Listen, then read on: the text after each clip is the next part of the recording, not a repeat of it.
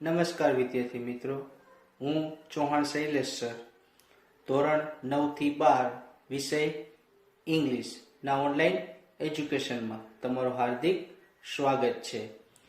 આપણે ગ્રામરના ટોપિકની અંદર direct indirect જે છે એના બધા જ નિયમોનો અભ્યાસ આપણે કરી ચૂક્યા છીએ. પણ આજે આપણે જે બોર્ડની પરીક્ષામાં જે રીતનો પેરેગ્રાફ પૂછાય છે ડાયરેક્ટ ઇનડાયરેક્ટનો, તેનો જવાબ આપણે કેવી રીતે લખવો તે બધા નિયમો પરથી તેની આજે આપણે શરૂઆત કરવાના છીએ, અથવા તો તે વસ્તુ આજે આપણે શીખવાના છીએ. તો તેને સમજીએ તો અહીંયા સૂચના આપી છે, turn the following dialogue into indirect speech, કે આ જે તમને ડાયલોગ આપેલો છે, જે પેરેગ્રાફ આપેલો છે, એ પેરેગ્રાફને ઇનડાયરેક્ટ સ્પીચમાં ફેરવો. તો સૌથી પહેલા તો જે વસ્તુ તમારે ધ્યાનમાં રાખવાની છે એ કઈ, બરાબર? તો કોઈ પણ આવો પેરેગ્રાફ હોય, એ પેરેગ્રાફની અંદર સૌથી પહેલા તમે એ નક્કી કરો કે બોલનાર કોણ છે અને સાંભળનાર કોણ છે. તો જે પેલું વાક્ય આપેલું હોય ને એમાં જે પેલું નામ આવે ને એને શું કહેવાય? બોલનાર, બરાબર? અને તેના નીચે જે નામ આપેલું હોય અથવા તો વાક્યમાં નામ આપેલું હોય એને આપણે કહેવાય સાંભળનાર. એટલે આ થઈ ગયું બોલનાર અને સાંભળનાર. પછી આ જે બે ટપકા જે છે ને, એ બે ટપકાને તમારે ગણવાનું છે સેડ ટુ, બરાબર? આ જે બે ટપકા જે અહીં કરું છું, આ બે ટપકા, બરાબર, એને ગુજરાતીમાં આપણે ગુરુ વિરામ કહી અને ઇંગ્લિશમાં એને સહેજ તરીકે આપણે ઓળખીએ છીએ. તો તેને આપણે શું ગણવાનું? સેડ ટુ, બરાબર? ત્યારબાદ આ જે વાક્ય આપેલું છે ને, એ વાક્યની જે શરૂઆત થતી હોય ને આપણે અવતરણ ચિહ્ન કરી નાખવાના, જેથી કરીને આપણે અવતરણ ચિહ્ન વાળો શબ્દ ભૂલી નહીં, બરાબર? જો આમાં બે વાક્ય છે તો અહીં બીજા વાક્યની શરૂઆત થાય અહીંયા અવતરણ ચિહ્ન મૂકી દેવાના, બરાબર? જેથી કરીને કોઈ ભૂલ થશે નહીં. આટલી વસ્તુ ધ્યાનમાં રાખવાની. સૌથી પહેલા બોલનાર, સાંભળનાર, બે ટપકા છે ત્યાં ગણવાનું છે સેડ ટુ, અને અવતરણ ચિહ્ન આપેલા ન હોય તો આપણે અવતરણ ચિહ્ન વાક્યની શરૂઆત જ્યાં થતી હોય અહીંયા કરી નાખવાના. એટલે આમાં એક વાક્ય અહીંયા છે અને બીજું વાક્ય અહીંથી શરૂઆત થાય છે, એટલે અહીં આપણે અવતરણ ચિહ્ન કરી નાખ્યા. હવે આ જે પેરેગ્રાફ છે એ પેરેગ્રાફને આપણે જવાબની અંદર ફેરવીએ કે આને ડાયરેક્ટમાંથી ઇનડાયરેક્ટમાં ફેરવવાનું આપણે થશે તો કેવી રીતે થશે? તો તેનો અભ્યાસ શરૂ કરીએ. જવાબ લખીએ તો આન્સર, જવાબ, પેલા વાક્યને જોવાનું, બીજા જે બધા છે એને અત્યારે કઈ ધ્યાનમાં લેવાની જરૂર નથી. તો પેલા વાક્યમાં જુઓ, Nirali said to Akash, what are you doing now, અને ક્વેશ્ચન માર્ક. તો એનો મતલબ એવો કે અહીંયા પ્રશ્નાર્થ ચિહ્નની નિશાની છે, એટલે આ વાક્ય છે એ પ્રશ્નાર્થ છે. અને પ્રશ્નાર્થના આપણે બે પ્રકારના વાક્ય હતા, એક સહાયકારક ક્રિયાપદથી શરૂ થતા અને બીજા WH થી શરૂ થતા. તો આમાં WH વાળો શબ્દ છે વોટ, તો WH થી શરૂઆત થતા વાક્યના નિયમ પ્રમાણે આપણે ફેરફાર કરીશું, બરાબર? તો એના વાક્યના નિયમ પ્રમાણે ફેરફાર આપણે કરીએ તો પેલા જવાબ લખીએ તો નિરાલી છે એ બોલનાર છે એટલે લખી નાખી નિરાલી, બરાબર? પછી અહીંયા બે ટપકા છે, અહીંયા સેડ ટુ ગણશું તો સેડ ટુ ની જગ્યાએ પ્રશ્નાર્થ વાક્યમાં મુકાય આસ્કડ. સાંભળનાર છે આકાશ, બરાબર? હવે આગળ વધી તો બોલનાર આવી ગયો, સાંભળનાર આવી ગયો, સેડ ટુ નો શબ્દ આવી ગયો. હવે આવ્યા અવતરણ ચિહ્ન. જો આમાં કરેલા નહોતા, અવતરણ ચિહ્ન આપ્યા નહોતા એટલે આપણે અવતરણ ચિહ્ન કરી નાખ્યા. એટલે અહીંયા અવતરણ ચિહ્ન આપણે જોશું. તો અવતરણ ચિહ્ન જોયું તો અવતરણ ચિહ્નની જગ્યાએ WH ના નિયમ પ્રમાણે શું મુકાય? તો એમાં નિયમ આપણે લખાવેલો છે કે WH ના વાક્યમાં અવતરણ ચિહ્નની જગ્યાએ વાક્યની શરૂઆતમાં આપેલો અવતરણ ચિહ્ન વાળો શબ્દ, તો અહીંયા આપણને અવતરણ ચિહ્ન વાળો શબ્દ કયો આપ્યો? વોટ. તો અહીંયા અવતરણ ચિહ્નની જગ્યાએ લખી નાખીએ આપણે વોટ, બરાબર? તો આટલું થયું, અહીં સુધી સમજાણું. નિરાલી નો નિરાલી, આ બે ટપકા છે એનું સેડ ટુ ગણીને એનું કરી નાખ્યું આસ્કડ. આકાશ અહીં આપેલું છે તો આકાશનું કરી નાખ્યું આકાશ. પછી અવતરણ ચિહ્ન આવ્યા તો અવતરણ ચિહ્નની જગ્યાએ પ્રશ્નાર્થ વાક્યના WH ના નિયમ પ્રમાણે તો વાક્યની શરૂઆતમાં જે આપણે WH વાળો શબ્દ આપેલો હોય તેને આપણે મૂકી દેવાનો. તો અહીંયા આપણે મૂકી દીધું વોટનું વોટ. હવે ત્યારબાદ આગળ વધી તો આગળનો નિયમ એમાં એવો હશે કે સહાયકારક ક્રિયાપદ પછીનો શબ્દ કર્તા તરીકે પહેલા લેવાય. જો શું બોલું છું, કર્તા તરીકે એટલે કર્તા વિભક્તિ નો શબ્દ લેવાનો. સર્વનામના નિયમ પ્રમાણે જોશું. તો યુ આપ્યું છે, તો યુ યુ યોર યોર્સ કોણ હોય? સાંભળનાર. તો સાંભળનારમાં નામ આપ્યું છે અહીંયા આપણને આકાશ. તો આકાશ છે એ કોણ છે? છોકરો છે. તો યુ પેલો શબ્દ અને છોકરા માટે પેલો શબ્દ આવે છે ઈ, એટલે અહીંયા આપણે યુ નું થઈ ગયું ઈ.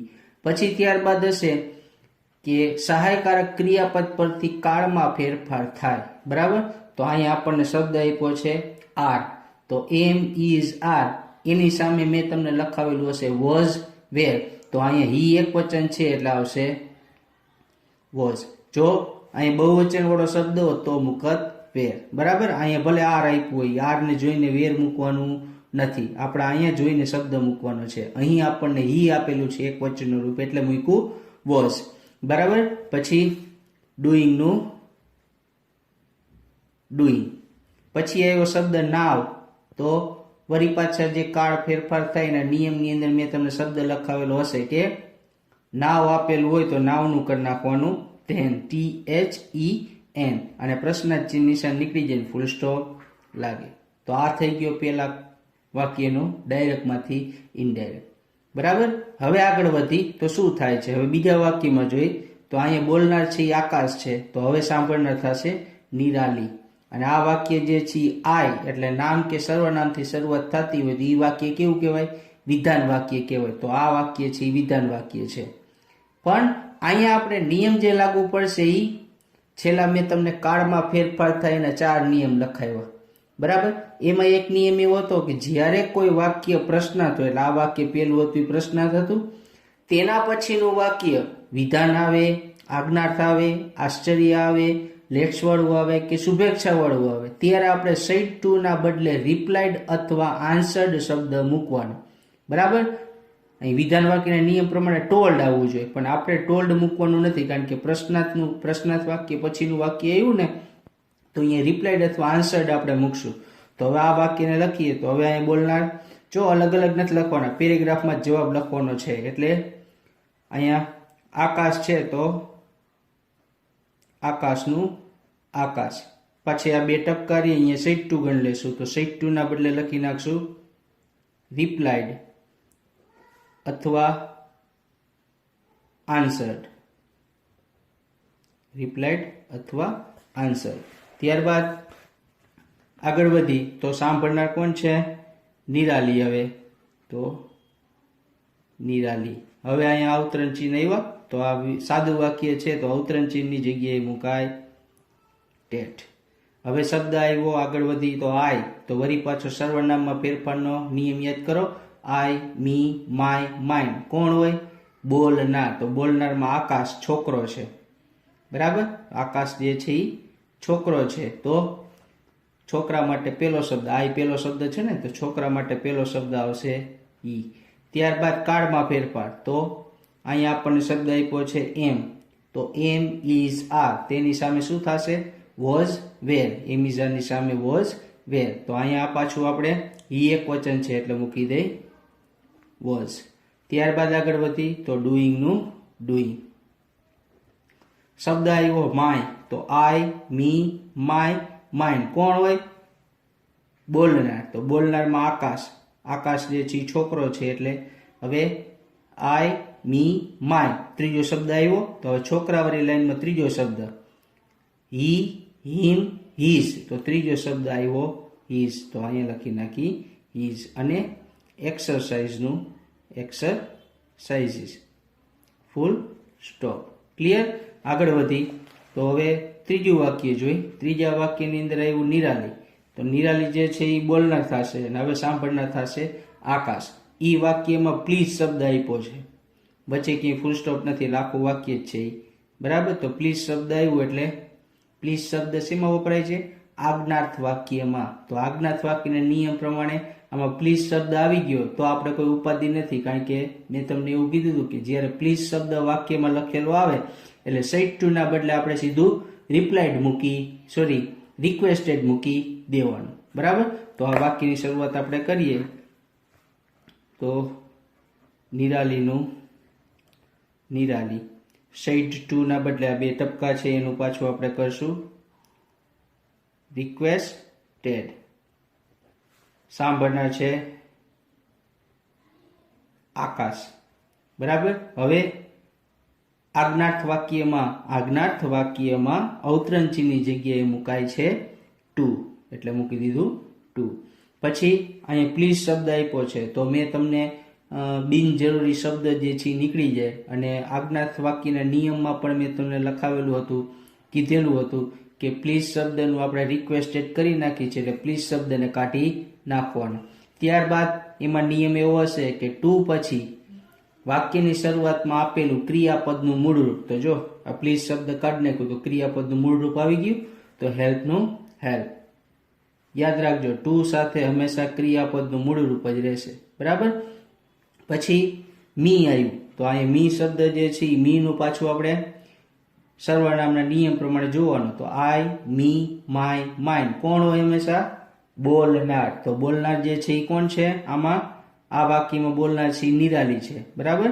નિરાલી છે એટલે છોકરી છે. બરાબર. તો હવે શબ્દ પ્રમાણે ગોઠવી તો આઈ, મી કેટલામો શબ્દ આવ્યો? બીજો. તો છોકરી વાળી લાઈનમાં બીજો શબ્દ લેવાનો સી, હર. તો અહીંયા આપણે કરી નાખશું મીનું હર. બરાબર. પછી વિથનું મિથ. હવે પાછો શબ્દ આવ્યો માય, તો વળી પાછો નિયમ યાદ કરો. આઈ, મી, માય, માઇન. કોણ હોય? બોલનાર. તો બોલનારમાં કોણ છે? નિરાલી છોકરી છે. બરાબર. તો નિરાલી છોકરી છે તો ઈ પ્રમાણે સી વાળી લાઈન આપણે લેવાની. તો આઈ, મી, માય ત્રીજો શબ્દ છે ને, તો હવે છોકરી વાળી લાઈનમાં ત્રીજો શબ્દ સી, હર, હર. તો અહીંયા આપણે માયનું કરી નાખશું હર. હોમવર્કનું હોમવર્ક. Full stop. ક્લિયર? છેલ્લું વાક્ય જોઈ તો છેલ્લા વાક્યમાં જો ડોન્ટ વરી પછી ફૂલ સ્ટોપ છે. ડોન્ટ વરી પછી ફૂલ સ્ટોપ આપ્યું છે, તો એનો મતલબ એ પેલું વાક્ય અહીં પૂરું થઈ જાય છે. બરાબર. તો એના નિયમ પ્રમાણે આપણે જોશું. તો હવે બોલનાર થશે આકાશ. આ વાક્ય જે છે એમાં ડોન્ટ શબ્દ આપ્યો ને, એટલે ડોન્ટ શબ્દ આપ્યો છે અને પ્રશ્નાર્થ ચિહ્ન નિશાની આપેલી નથી, એટલે આ વાક્ય છે આજ્ઞાર્થ વાક્ય ગણવાનું. કયું વાક્ય ગણવાનું? આજ્ઞાર્થ વાક્ય. જ્યારે વાક્યની શરૂઆત ડુ નોટ, ડઝ નોટ કે ડીડ નોટ થી થતી હોય અને પાછળ પ્રશ્નાર્થ ચિહ્નની નિશાની આપેલ ન હોય તો ઈ વાક્ય આજ્ઞાર્થ છે. તો આજ્ઞાર્થના નિયમ પ્રમાણે શું થશે? Don't worry. બરાબર.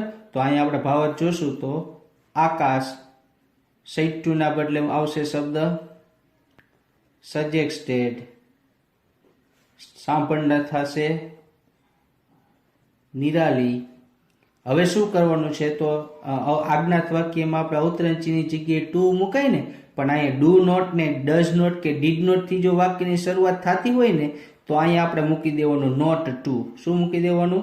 Not to. અને આ ડુ નોટ, ડઝ નોટ ને ડીડ નોટ આપ્યું ને કાઢી નાખવાનું. પછી વરીનું વરી. ટુ પછી મૂળરૂપ આવી ગયું. Full stop. હવે છેલ્લે ડાયરેક્ટમાંથી ઇનડાયરેક્ટની અંદર બદલતી વખતે ધ્યાનમાં રાખવાના જે નિયમો હતા, એ નિયમોમાં એક નિયમ એવો હતો કે જ્યારે બોલનાર એક કરતા વધારે વાક્યનું ઉચ્ચારણ કરતો હોય ત્યારે બીજા વાક્યની શરૂઆત કરતા પહેલા એન્ડ એડેડ શબ્દ મુકાય છે. એટલે પહેલા આપણે મૂકી દઈએ એન્ડ એડેડ. બરાબર. ત્યારબાદ એન્ડ એડેડ શબ્દ મૂક્યા પછી સીધો અવતરણ ચિહ્ન વાળો, વાક્ય પ્રમાણે અવતરણ ચિહ્ન વાળો શબ્દ. તો આ વાક્ય છે કેવું છે? જોવો જોઈએ. આ વાક્ય છે એ કયું વાક્ય છે? સર્વનામથી શરૂઆત થઈ તો વિધાન વાક્ય છે. તો વિધાન વાક્યના નિયમ પ્રમાણે અવતરણ ચિહ્ન વાળો શબ્દ આવે છે ટેટ. આ બોલનાર જે છે એ એક વાક્ય તો બોલ્યો ડોન્ટ વરી, પણ બીજા વાક્યની શરૂઆત કરી ને એ પેલા એન્ડ એડેડ અને પછી મૂકી દેવાનું અવતરણ ચિહ્ન વાળો શબ્દ. તો આ વિધાન વાક્ય હતું એટલે એના નિયમ પ્રમાણે મૂક્યું ટેટ. આગળ વધી તો શું થાય છે? આગળ વધી તો આ જે આઈ શબ્દ આવ્યો તો વળી પાછો નિયમ યાદ કરો. આઈ, મી, માય, માઇન. કોણ હોય? બોલનાર. તો બોલનારમાં આપ્યું છે આકાશ. આકાશ છે છોકરો છે એટલે પાછું આઈનું ઈ. નિયમ પ્રમાણે આગળ વધી તો અહીંયા તમને બે લીટા દેખાય છે.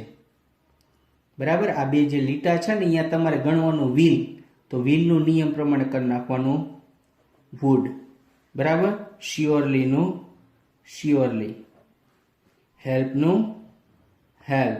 હવે શબ્દ આવ્યો યુ, તો આ યુ જે છે એ કર્મ વિભક્તિનો છે, એટલે બીજો શબ્દ છે. પણ આ યુ જો અહીંયા પેલા આપેલું હોત અથવા તો બીજો શબ્દ હોત તો આપણે કર્તા વિભક્તિ ગણવાની, પણ વાક્યમાં વચ્ચે કે છેલ્લે આવે તો એ કર્મ વિભક્તિ એટલે બીજો શબ્દ ગણવાનો, બીજો વી ગણવાનો. તો આપણે યુ, તો યુ યુ યોર યોર્સ કોણ હોય?